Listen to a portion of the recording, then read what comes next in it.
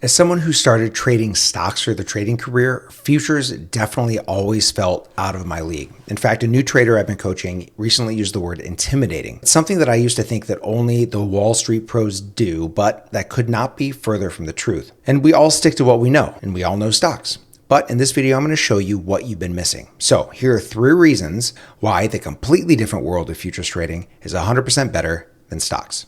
The first is that day trading stocks requires a lot of money to start doing. If you want to make more than 3 trades a month trading stocks, you need to have at least $25,000 in your account. If you make a 4th trade and don't have that money in there, you'll be flagged as a pattern day trader. Now, this is kind of an endemic thing for retail traders anyway, and it's that we all need access to capital. 25K, in my opinion, is a lot to ask for most people to put up and hope to make money with without any kind of guarantee. But with futures, there's no minimum amount required. If you're going to trade a micro contract, you just need a few $100s in there in order to cover your margins to trade. Now, your account's not going to last that long if you only put a couple $100s in. And my rule is always every trade is no more than 1 to 2% of my account size. The fact is you don't have a minimum amount required to start trading, which can be a good thing because that barrier of entry is much smaller and allows people like you and me, regular retail traders, an easy entry in to do so. But let's say you did have that 25K laying around. You want to try to use it to make money. Well, what's the best way to do that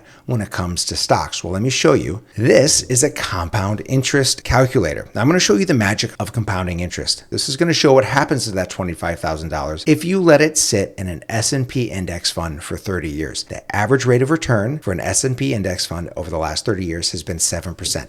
After adjustment for inflation. Take that 25K, 30 years, you've got $200,000. I mean, that's not bad for no work whatsoever. Now, let's assume you want to contribute monthly. $250 a month gives you $500,000. And like if you've got 25K sitting around, $250 a month is probably nothing. Let's do a more reasonable number of $500 a month. By the end of 30 years, you have $800,000, almost $1 million for doing nothing at all. So the question is, can you make more money than an S&P index fund over a long period of time? 99% of the time, that answer is no. And that's completely fine because your retirement account is already doing it for you. So in my opinion, day trading stocks is like trying to build the dream home you already live in.